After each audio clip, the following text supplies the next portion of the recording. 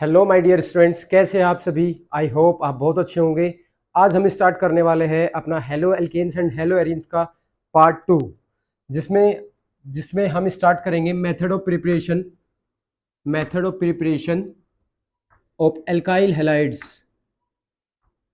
Method of preparation of alkyl halides.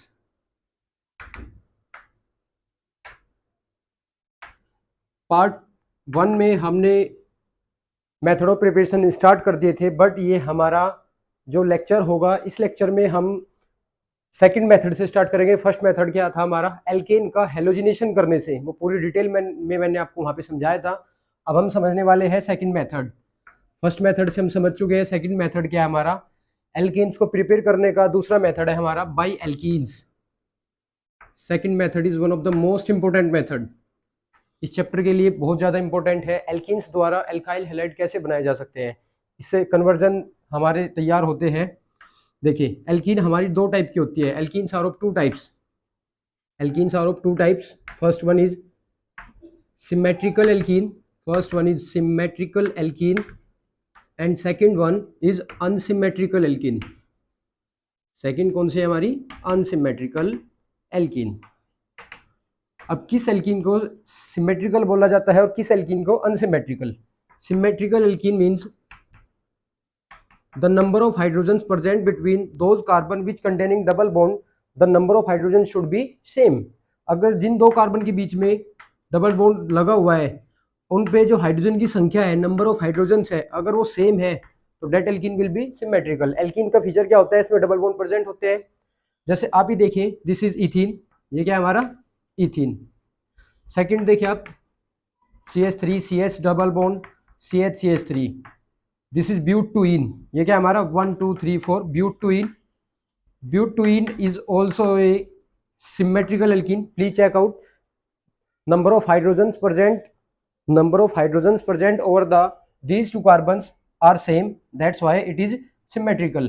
तो symmetrical alkene किसे बोला जाता है, जिन दो कार्बन के बीच में डबल बॉन्ड प्रेजेंट होता है, अगर उन पे हाइड्रोजन की संख्या सेम हो तो that will be symmetrical alkene. और अनसिमेट्रिकल किसे बोला जाता है, अनसिमेट्रिकल बोला जाता है जिसमें जिन दो कार्बन के बीच में डबल बॉन्ड प्रेजेंट है, अगर उन पे हाइड्रोजन की संख्या समान नहीं है, number of hydrogens are not equal, that means they are unsymmetrical. जैसे आप ले लीजिएगा क्या, दिस इज योर प्रोपीन, ये क्या है हमारा, ये हमारा प्रोपीन है। और प्रोपीन कैसा है, प्रोपीन एक अनसिमेट्रिकल एल्कीन है, क्योंकि नंबर ऑफ हाइड्रोजन्स सेम नहीं है। तो आपको ये नोट कर लेना है कि सिमेट्रिकल किसे बोलते हैं और अनसिमेट्रिकल किसे बोलते हैं। अब हम जो एल्कीन से पढ़ेंगे, पहले सिमेट्रिकल एल्कीन से पढ़ेंगे और फिर किससे पढ़ेंगे, अनसिमेट्रिकल एल्कीन से। तो पहले हम देखते हैं by symmetrical alkene. By symmetrical alkene, symmetrical alkene से एल्काइल हैलाइड कैसे प्रिपेयर किए जा सकते हैं। Yes, this is your ethene molecule. देखिए, आप इसमें किसी हाइड्रोजन हैलाइड का एडिशन कीजिए। हाइड्रोजन हैलाइड मतलब हाइड्रोजन के साथ कोई हेलोजन। तो जैसे मैं ऐड करता हूं HCl या HBr ऐड कर लीजिएगा आप। तो जब आप हाइड्रोजन हैलाइड को ऐड करते हैं तो आपको पता होना चाहिए, अगर ये कार्बन की एक स्ट्रेट चेन है, ये कार्बन की एक स्ट्रेट चेन है, और इस स्ट्रेट चेन में यहाँ पे सिंगल बॉन्ड है और यहाँ पे कैसा है, double bond, that means they are saturated carbons and these carbons are unsaturated. और यहाँ पे बॉन्ड सिग्मा होती है, सिंगल बॉन्ड सिग्मा बॉन्ड, और डबल बॉन्ड में एक सिग्मा होता है और एक हमारा कैसा होता है, पाई। और पाई जो है वो कैसा होता है, वीक बॉन्ड होता है, और वीक बॉन्ड इजीली ब्रेक हो जाता है, जिसकी वजह से जो एल्कीन्स है वो एडिशन रिएक्शन देती है। एडिशन मीन्स पहले पाई बॉन्ड डिसोसिएट होगा और फिर बॉन्ड टूटने की वजह से इस हाइड्रोजन के भी 3 बॉन्ड रह जाएंगे, इसके भी 3, तो ऐसे केस में एडिशन करा लेगा अपने ऊपर। तो क्या होता है, एल्कीन्स हमेशा एडिशन रिएक्शन कराती है। एल्कीन्स एडिशन रिएक्शन कराती है हाइड्रोजन हैलाइड्स के साथ, और उसमें क्या करना होता है हमें, ये बहुत ईजी है। सिमेट्रिकल में क्या रूल है कि आप पाई बॉन्ड तोड़कर हाइड्रोजन जिस कार्बन पर चाहते हैं उस पर ले जाए और हेलोजन जिस कार्बन पर चाहते हैं उस पर ले जाए। मतलब यहाँ पे कोई भी रूल नहीं फॉलो करना होता है। अगर मैंने HCl ऐड किया तो मैं पाई बॉन्ड ब्रेक करूंगा, क्योंकि पाई वीक है, तो H इस पे ट्रांसफर कर दिया मैंने, CH3, दिस इज CH2, और इस पे कौन आ जाएगा हमारा Cl। तो ये कब होगा, जब सिमेट्रिकल होगा। तो सिमेट्रिकल एल्कीन में क्या रूल होता है जिसे हम याद रखेंगे, कोई सा एटम कोई से भी कार्बन पर अटैक कर सकता है। दैट मीन्स हाइड्रोजन जिस कार्बन पे चाहे उस पर जा सकता है, हेलोजन जिस कार्बन पे जाए उस कार्बन पर जा सकता है। जैसे सिमेट्रिकल है, दोनों सेम सेम है, और आपने एडिशन कराया किसका, हाइड्रोजन क्लोराइड का, तो रिएक्शन पहले किन दो कार्बन पर होगी जिनके बीच में डबल बॉन्ड है, क्योंकि पाई बॉन्ड बाद में टूटता है। तो H किस पर जाएगा, इस वाले पर, और Cl किस पर जाएगा, इस वाले पर। तो ये कैसे ऑब्जर्व होगा, CH3, यहाँ पे मैंने भेज दिया है CH2, यहाँ पे कौन आ गया है H, और यहाँ पे कौन आ गया है Cl, और ये हो गया हमारा CH3, ये तो CH3 था।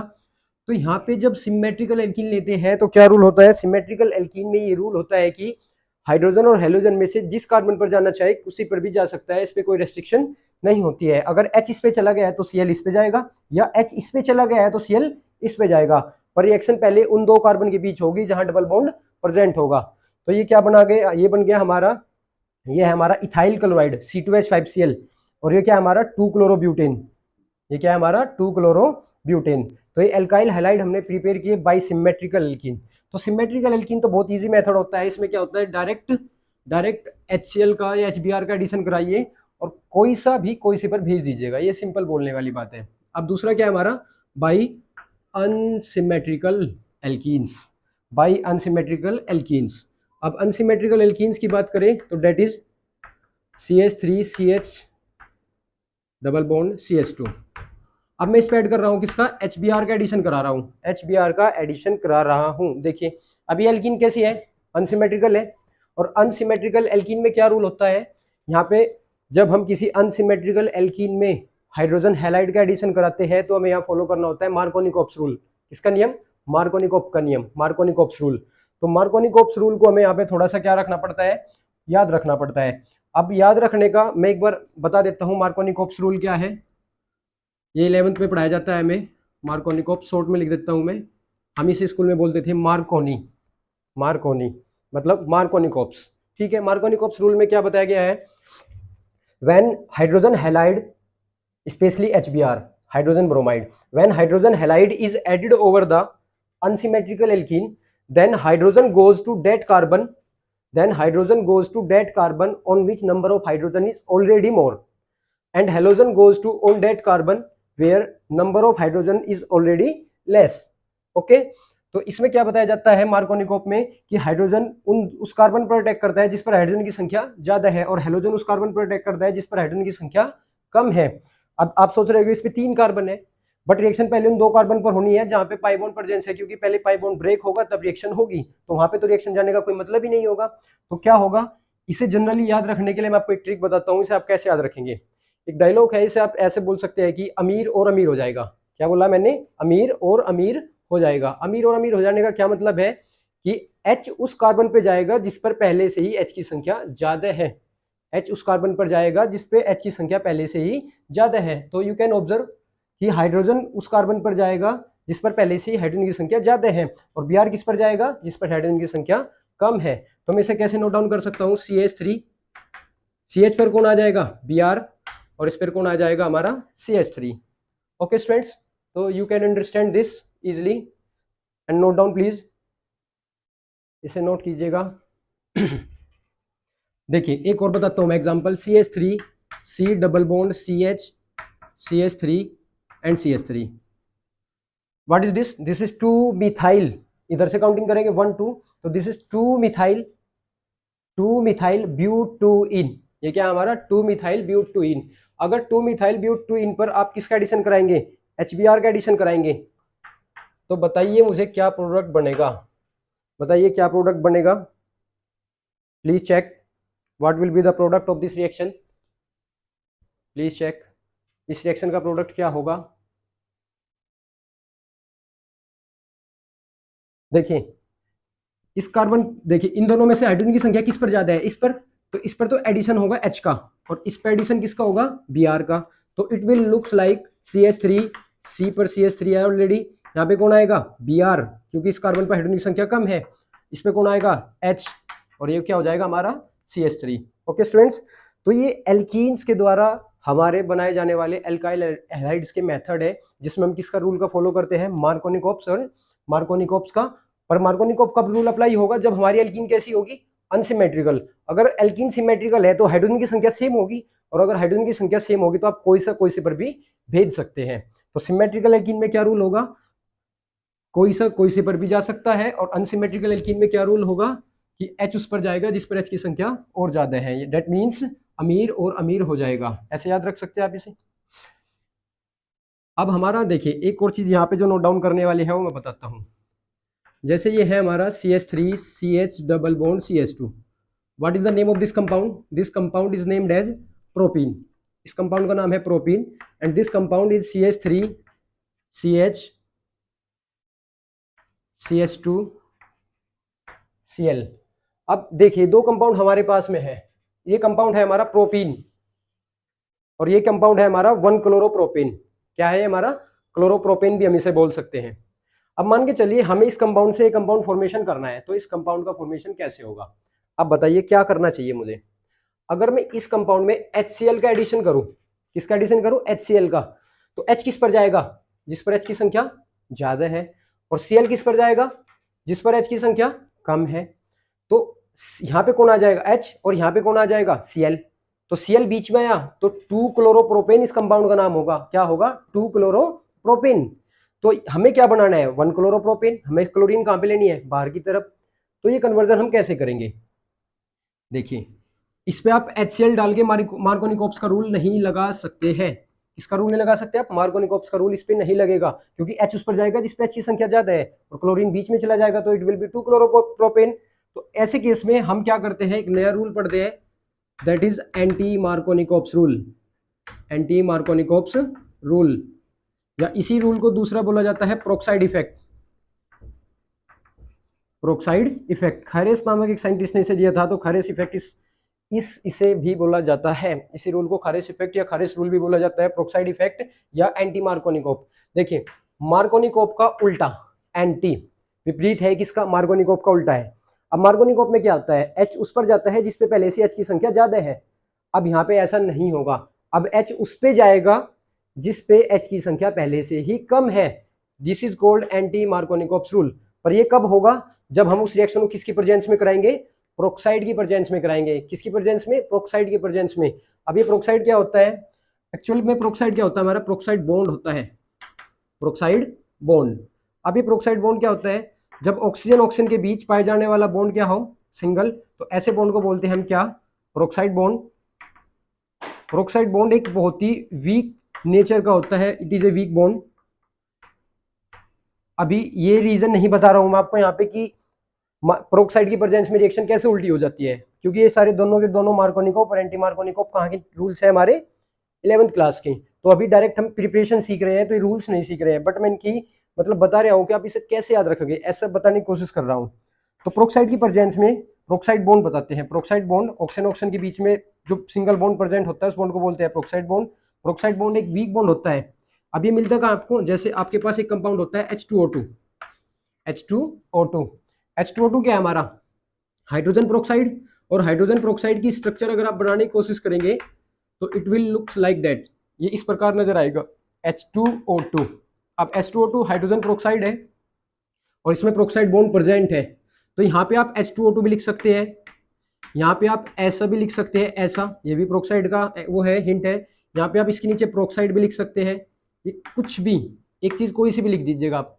तो अब ये जो रूल है मार्कोनिकोप नहीं रहा है, अब ये क्या बन गया है, एंटी मार्कोनिकोप। यानी कि मार्कोनिकोप्स के रूल को प्रोक्साइड की प्रेजेंस में अगर हम करा दें तो ये रूल क्या बन जाता है, हमारा एंटी मार्कोनिकोप्स रूल। उसमें क्या होता है, अब H उस पे जाता है जिस पे H की संख्या कम है, तो इट विल बिकम CH3, यहाँ पे कौन आएगा, H आएगा, और यहाँ पे क्या आएगा, CH2, इस पे हेलोजन आएगा, तो ये बनेगा हमारा 1 क्लोरोप्रोपेन, या क्लोरोप्रोपेन इसे हम बोल सकते हैं। बट अगर हमें बीच में लेकर आना होता क्लोरीन, तो हम क्या करते हैं, यहाँ पे किसका एडिशन कराते हैं, हम यहाँ ऐसे केस में मार्कोनिकोप्स का ही अप्लाई करते हैं।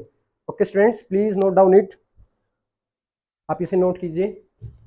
ये दो मेथड हो चुके हैं, बाई एल्केन और बाई एल्कीन्स। पोज करके आप नोट डाउन कर सकते हैं। नेक्स्ट है हमारा मेथड ऑफ प्रिपरेशन में, हमारा नेक्स्ट मेथड है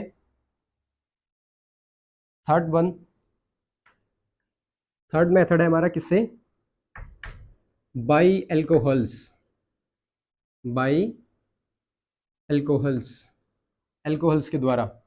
देखिए अल्कोहल्स कौन से होते हैं, जहां OH फंक्शनल ग्रुप प्रेजेंट होता है, जैसे मैंने लिया ROH, ROH हमारी क्या है, एक एल्कोहल है। और अगर हमें एल्कोहल से एल्काइल हैलाइड प्रिपेयर करना है तो हमें क्या करना होगा। अब इसके बहुत सारे मेथड है एल्कोहल से बनाने के। हम पहला मेथड देख रहे हैं, by HCl in presence of anhydrous ZnCl2, anhydrous ZnCl2। जब हम किसी एल्कोहल को HCl के साथ ट्रीट करते हैं तो हमें क्या प्राप्त होता है, एल्काइल हैलाइड्स प्राप्त होते हैं। HCl लिया है तो RCl प्राप्त होगा, OH हट जाता है और क्या लग जाता है हमारा Cl। तो जैसे एक एग्जांपल लेते हैं, दिस इज C2H5OH इथेनॉल, ठीक है हमारी ethanol which is a non poisonous alcohol, ये पॉइजनस नहीं होती है। अगर हम इस पे HCl का एडिशन करें in presence of ZnCl2, ZnCl2 must be anhydrous. जब लुकास टेस्ट मैं आपको पढ़ाऊंगा एल्कोहल वाले चैप्टर में, तो वहां पे आपको पता लगेगा the mixture of HCl and ZnCl2 in 1:1 is called Lucas reagent. ये क्या कहलाता है, हमारा लुकास रिएजेंट कहलाता है। इसकी मैकेनिज्म हमें वहां पे पढ़ने को भी मिलती है अलग से, ये एनहाइड्रस क्यों ले जाता है, ये सारी चीजें वहीं पे एक्सप्लेन करूंगा। अभी हम इस रिएक्शन को देख रहे हैं। ZnCl2 एक हमारा लुईस एसिड कैटलिस्ट होता है, लुईस एसिड कैटलिस्ट होता है, ओके स्टूडेंट्स। और HCl का हम जैसे एडिशन कराते हैं तो हमें क्या प्राप्त होता है, OH हट जाता है हमारा और क्या लग जाता है, Cl, C2H5Cl बन जाता है। अब ये कैसे हुआ है वो समझेंगे, पहले आप इसे नोट डाउन कर लीजिएगा पोज करके कि क्या कराया गया है, इस दोनों रिएक्शन को नोट कीजिएगा, फिर मैं बताता हूँ होता क्या एक्चुअल में। यहाँ पे क्वेश्चन है इंपॉर्टेंट, वो भी नोट करेंगे हम। This is our CH3CH2OH, this is our ethanol. हमने इस पे किसका एडिशन कराया, HCl का in presence of anhydrous ZnCl2। अब क्या होगा, ऑक्सीजन के पास लोन पेयर है, ये पता है आपको, 16 group element containing 2 lone pairs in normal circumstances and H is positive and Cl is negative. This is acid, so it can provide H plus ion easily. Lone pair will donate its electron to the H plus. Lone pair donate करेगा oxygen किसे, H को, क्योंकि उसके पास deficiency है और उसके पास axis है। अगर ये इलेक्ट्रॉन डोनेट करेगा तो इसके साथ बॉन्डिंग भी करेगा। तो जैसे ही इसके साथ इलेक्ट्रॉन डोनेट करेगा तो ये वाला H तो इसका खुद का है, अब ये वाला H इस पे आ गया है, ये वाला H क्या आगे कर गया है इस पे, ये इस पे आगे रिएक्शन कर गया है। अब ऑक्सीजन के कितने बॉन्ड बन गए हैं, देखिए एक बार, ऑक्सीजन ने 3 बॉन्ड्स फॉर्मेशन किए हैं, बट ऑक्सीजन कितने बॉन्ड बना सकता है, 2 बॉन्ड ही बना सकता है, कोवेलेंस इसकी 2 होती है। ऐसे केस में जब कोई एलिमेंट अपनी बॉन्ड लिमिट को क्रॉस कर जाता है, जैसे मान के चलिए नाइट्रोजन 3 बॉन्ड बना सकता है और नाइट्रोजन ने 4 बना लिए, तो वहां पे क्या NH4 बनेगा, NH4, और NH4 पे 1 पॉजिटिव चार्ज आ जाता है, क्योंकि जब कोई एलिमेंट अपनी कोवेलेंसी से आगे जाता है तो पॉजिटिव चार्ज कंटेन करता है, और जब कोई एलिमेंट अपनी कोवेलेंसी से कम होता है तो वो नेगेटिव चार्ज कंटेन करता है। तो इसने 3 बॉन्ड फॉर्मेशन किया, जिसकी वजह से इस पे क्या हुआ, पॉजिटिव चार्ज अपीयर हुआ। और तुम्हें पता है ऑक्सीजन की इलेक्ट्रोनेगेटिविटी पहले से ही बहुत ज्यादा है, फ्लोरीन की इलेक्ट्रोनेगेटिविटी सबसे ज्यादा होती है, फ्लोरीन, ऑक्सीजन एंड नाइट्रोजन, उसमें ऑक्सीजन सेकंड हाईएस्ट है। तो ऑक्सीजन की इलेक्ट्रोनेगेटिविटी ऑलरेडी हाई होती है, अगर ऑक्सीजन पे पॉजिटिव चार्ज लग जाए, ऑक्सीजन पे पॉजिटिव चार्ज लग जाए तो इसकी इलेक्ट्रॉन खींचने की टेंडेंसी, इलेक्ट्रोनेगेटिविटी और बढ़ जाती है। अगर इसकी इलेक्ट्रॉन खींचने की टेंडेंसी बढ़ेगी तो क्या करेगा, बॉन्ड फॉर्मेशन कर, बॉन्ड ब्रेक करेगा और इलेक्ट्रॉन पुश कर लेगा अपनी तरफ को, क्योंकि इसकी इलेक्ट्रोनेगेटिविटी बढ़ गई है ड्यू टू स्मॉल साइज, इसका साइज छोटा हो जाता है पॉजिटिव चार्ज कंटेन करते ही। तो जैसे इलेक्ट्रॉन खींचेगा तो ये यहाँ से निकलेगा H2O की फॉर्म में, देखिए H2O, जो इलेक्ट्रॉन लेता है कैसे हो जाता है, नेगेटिव, और इसके पास ऑलरेडी क्या है, पॉजिटिव, तो पॉजिटिव नेगेटिव क्या हो जाएगी, न्यूट्रल। बट इस कार्बन पे डेफिशिएंसी क्रिएट हो जाएगी क्योंकि उसके इलेक्ट्रॉन भी ऑक्सीजन लेके चला गया है। ऐसे केस में ये जो हमारा Cl माइनस पड़ा है, कौन सा Cl, ये इस पे एज अ न्यूक्लियोफाइल अटैक करता है और क्या देता है हमें, CH3 CH2Cl। तो देखिए हमारा क्या बना, CH3 CH2Cl। तो हमारा एल्काइल हैलाइड प्रिपेयर हो गया। ओके स्टूडेंट्स, तो एक बार दोबारा देख लेते हैं क्या हुआ है। ये हमारा अल्कोहल है, ये H पॉजिटिव क्या होता है, हमारा प्रोटॉन होता है। तो ये ऑक्सीजन अपना इलेक्ट्रॉन किसे डोनेट करता है, प्रोटॉन को। तो that's why this step is known as protonation. जब H ट्रैप होता है तो इस स्टेप को बोलते हैं प्रोटोनेशन हुआ है। प्रोटोनेशन होने के बाद H का ट्रैप होने के बाद पॉजिटिव चार्ज कंटेन करेगा, इलेक्ट्रोनेगेटिविटी बढ़ेगी, इलेक्ट्रॉन पुश करेगा, बाहर निकल जाएगा वाटर की फॉर्म में। किसकी फॉर्म में बाहर निकल जाएगा, H2O की फॉर्म में बाहर निकल जाएगा। और निकलने के बाद H2O निकलने के बाद यहाँ पे किसका फॉर्मेशन होगा, कार्बोकैटायन का। और कार्बोकैटायन फॉर्मेशन पे chlorine as a nucleophile attack करेगा और Cl के साथ बॉन्डिंग होगी, तो क्या बन जाएगा हमारा एल्काइल हैलाइड।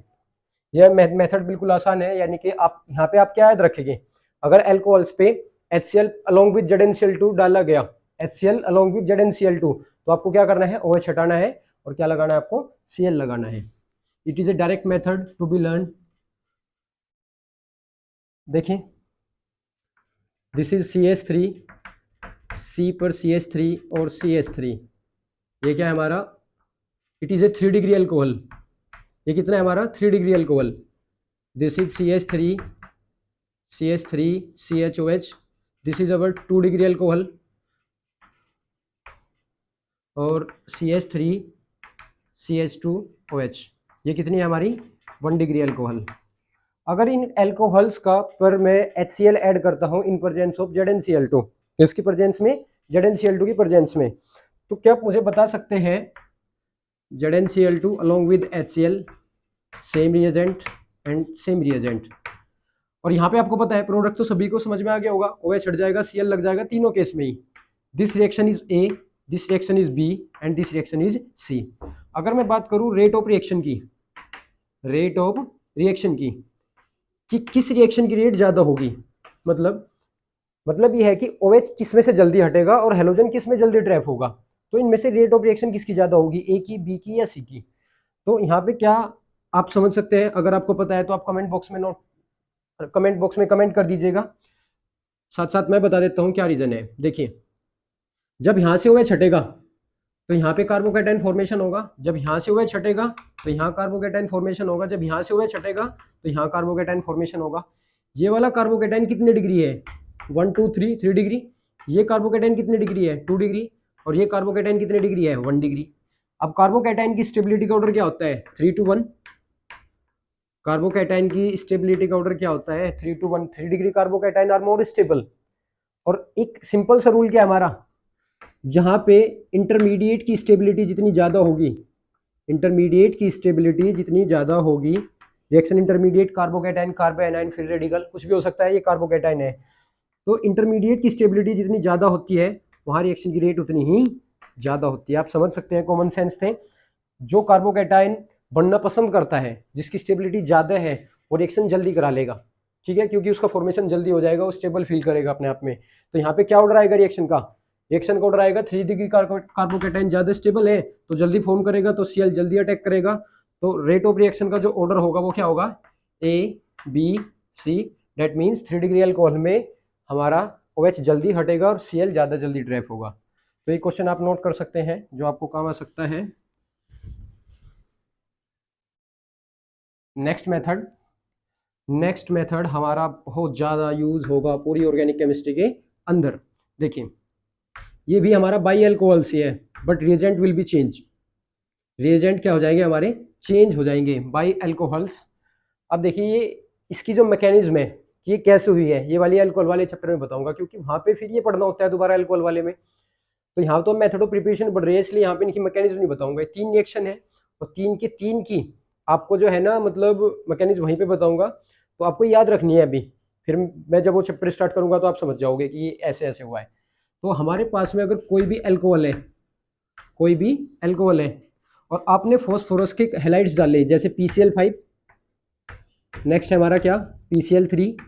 अगर ये इस प्रकार की रिएजेंट आप डालते हैं तो क्या होता है, OH हटता है और Cl लगता है। क्या होता है, OH हट जाता है और क्या लग जाता है हमारा, Cl। तो एक शॉर्ट वीडियो बनाई हुई है मैंने इसके ऊपर, याद रखने के लिए। PCl5 लगा डाला तो OH की लाइफ झिंगा लाला, OH की लाइफ क्या कर देता है, झिंगा लाला कर देता है, मतलब OH को हटा देता है।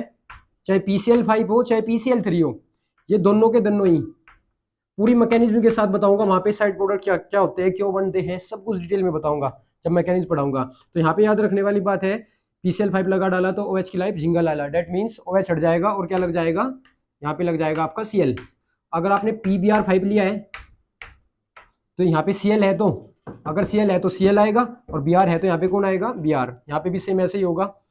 तो O के तो हटाता है किस रूप में, POCl3 के रूप में। ये O तो आ जाता है बाहर किस रूप में, POCl3 के रूप में। और जो ये H बाहर आता है किस रूप में बाहर आता है, Cl के रूप में, HCl के रूप में। 5 क्लोरीन है, 3 यहाँ पे यूज हुई है, एक यहाँ पे यूज है 4, और एक यहाँ पे यूज है, कितनी होगी हमारी, टोटल 5 है। तो इसमें देखा होगा आपने कि अगर हम OH हटा दे और क्या लगा दे वहां पे, Cl लगाना हो, तो आप PCl5 या PCl3 का यूज कर सकते हैं। अदरवाइज वो लास्ट वाला मेथड भी मैंने आपको अभी बताया है, उसमें भी OH ही हटता है और क्या लगता है, Cl लग जाता है। तो आप इसे नोट डाउन कर सकते हैं। PCl5 लगा डाला तो OH की लाइफ झिंगा लाला, दैट मीन्स PCl5 लगाने से OH हट जाता है और क्या लग जाता है, Cl। अब एक बात और याद रखनी चाहिए आपको एल्कोहल्स में, क्या, ये 4 रिएजेंट है, क्या हमारे 4 रिएजेंट है। एक तो हमारा PCl5 सेल्फ, एक है हमारा कौन सा PCl3, एक है हमारा कौन सा SOCl2 अलोंग विद प्रीडीन, ये भी इसी चैप्टर का है, पी ब्लॉक का, सॉरी ये भी अल्कोहल वाले चैप्टर का है। पी ब्लॉक कहाँ से याद आ गया, ये अल्कोहल वाले चैप्टर की तीनों रिएक्शन है, वही इनकी मैकेनिज्म बताऊंगा। ये तीनों रिएजेंट और एक अभी आपने ऐड किया था ZnCl2 एनहाइड्रस होना चाहिए और अलोंग विद HCl, ये 4 के 4 रिएजेंट क्या करते हैं, OH ग्रुप को कहीं में कन्वर्ट कर देते हैं, Cl में लेकर आ जाते हैं, कहीं में हेलोजेंस में कन्वर्ट कर देते हैं। दैट मीन्स अगर आपने किसी भी अल्कोहल पर इनमें से कोई सा भी रिएजेंट मिलाया, फर्स्ट सेकंड थर्ड फोर्थ में से, तो आपको OH हटाना है और जो यहाँ पे हेलोजन यूज हुआ है वो हेलोजन लगाना है। तो अल्कोहल से भी हम क्या कर सकते हैं, एल्काइल हैलाइड का प्रिपरेशन कर सकते हैं। तो आई थिंक ये आपको याद हो गया होगा। Explanation will be in the chapter of alcohol, phenol and ether. Next, कितने मेथड्स हो गए हमारे, पहला एल्केन से, दूसरा हमारा एल्कीन से, तीसरा हमारा अल्कोहल से, और अल्कोहल में 4 रिएजेंट अलग अलग बताए गए हैं आपको। अब नेक्स्ट मेथड है हमारा, that is a name reaction. ये क्या है, हमारी एक नेम रिएक्शन है, हुंसडीकर रिएक्शन।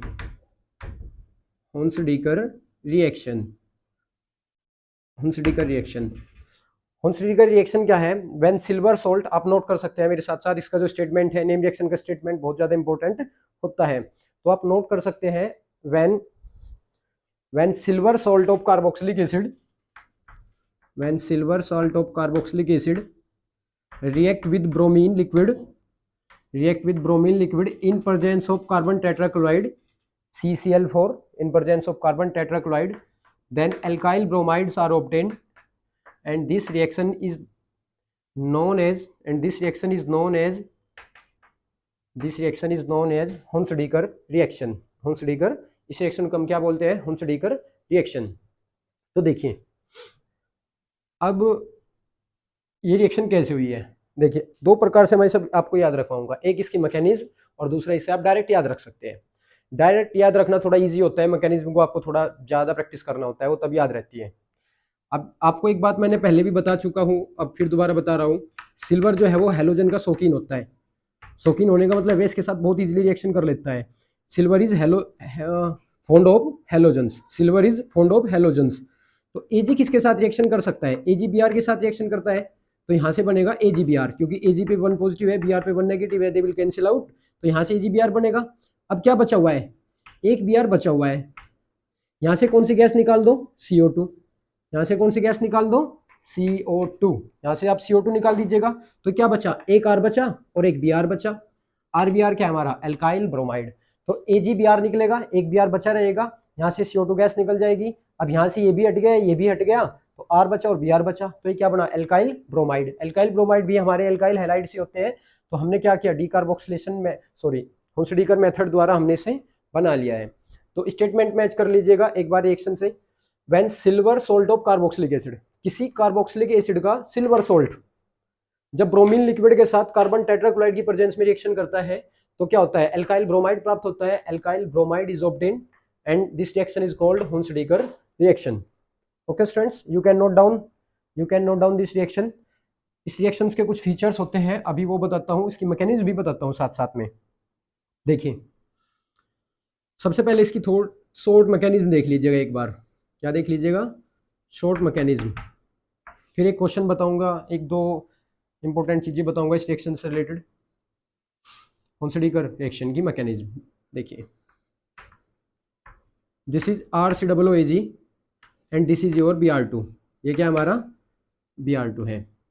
सबसे पहले क्या होता है, सबसे पहले यहाँ से AgBr निकलता है, AgBr निकलने के बाद AgBr is your side, will be your side product, then it will looks like RCOOAg and Br free radical अलग होगा, ये दोनों एक जगह ज़्यादा ट्रैप हो गए, आप इन्हें डायरेक्ट लिख सकते हैं, तो ये बनेगा RCOOBr, यहीं पे लिख देता हूँ मैंने डायरेक्ट RCOOBr। ठीक है, ये हमारा बीच का इंटरमीडिएट रिएक्शन के बीच में बना है अभी RCOO बना। RCOO में से देखिए, RCOO में से ये वाला जो बॉन्ड है, ये वाला जो बॉन्ड है, अगर ये वाले दोनों इलेक्ट्रॉन यहां से, ये वाला अभी इसके साथ सिंपली शो कर रहे हैं, हम साथ में ऐड कर रहे हैं, अलग नहीं हुआ है अभी भी। अब ये वाला यहां से कहाँ जाता है, यहाँ पे ये वाला इलेक्ट्रॉन जब यहाँ से यहाँ पे जाएगा, Ag पॉजिटिव है, Br वाला नेगेटिव है, Ag Br बनेगा, ये नेगेटिव रहता है और ये वाला भी कैसा रहता है, नेगेटिव। अब ये जब नेगेटिव वाला हिस्सा, नेगेटिव वाला पार्ट यहाँ से यहाँ जाएगा, अब यहाँ पे क्या बनेगा, एक पूरा डबल बॉन्ड होगा। देख लीजिएगा आप, नेगेटिव पार्ट जब यहाँ मूवमेंट करेगा, मूवमेंट करने के बाद यहाँ पे डबल बॉन्ड बनेगा, और अगर यहाँ पे डबल बॉन्ड बना तो इस कार्बन के 1 2 3 4 और एक और बॉन्ड बनने से 5 बॉन्ड बन जाएंगे, विच इज नॉट पॉसिबल।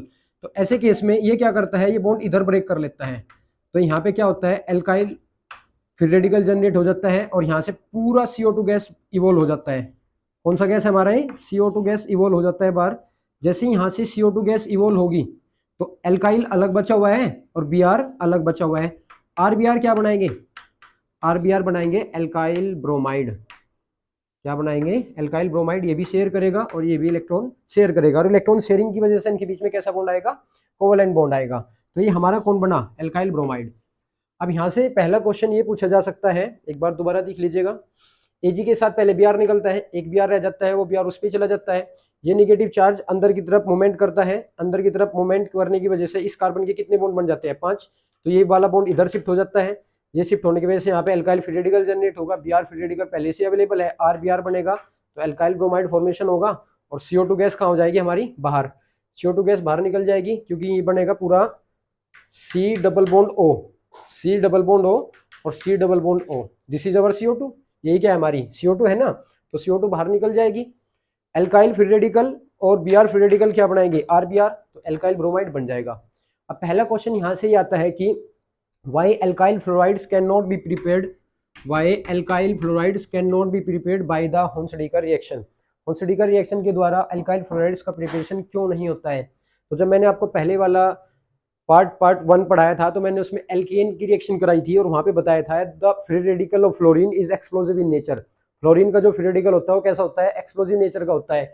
और अगर मैंने यहाँ पे Br2 की जगह क्या यूज किया, F2, तो F2 के साथ यहाँ पे क्या बनेगा, fluorine free radical, F free radical बनेगा, और fluorine free radical explosive nature होने की वजह से रिएक्शन को डिस्ट्रॉय कर देता है, जिसकी वजह से हम इस रिएक्शन में F2 का यूज नहीं करते, और F2 का यूज नहीं कर सकते तो फ्लोराइड प्रिपेयर नहीं कर सकते। So alkyl fluorides can not be prepared by Hunsdiecker reaction, you can learn very easily.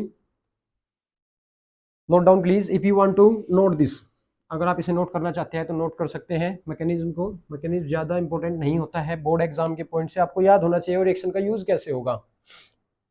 Okay students, अब इस रिएक्शन के बारे में कुछ इंपॉर्टेंट बातें हैं। जैसे पहली बात, सबसे पहले ये पूछा जाता है Hunsdiecker रिएक्शन किस टाइप की रिएक्शन है, Hunsdiecker रिएक्शन किस टाइप की रिएक्शन है। तो Hunsdiecker reaction is a decarboxylation reaction, decarboxylation reaction, decarboxylation reaction. अब डीकार्बोक्सिलेशन का क्या मतलब होता है, डी का मतलब होता है रिमूवल, डी का क्या मीनिंग होता है हमारा, रिमूवल, और कार्बोक्सिलेशन का मतलब CO2, तो removal of CO2, removal of CO2, removal of CO2 is known as decarboxylation. CO2 का बाहर निकलना क्या कहलाता है, डीकार्बोक्सिलेशन। और Hunsdiecker रिएक्शन में से आप देख सकते हैं CO2 गैस बाहर निकल रही है। आई थिंक शायद माइक में कुछ प्रॉब्लम हो गई है, आई हैव टू चेक।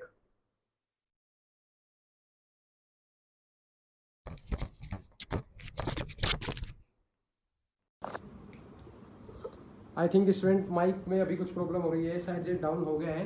तो अब मिलते हैं नेक्स्ट लेक्चर के अंदर, मैं यहीं से कंटिन्यू करूँगा। ओके स्टूडेंट्स, अगर ये वीडियो आपको पसंद आया है तो वीडियो को लाइक करें और शेयर करें और चैनल को सब्सक्राइब करना न भूलें।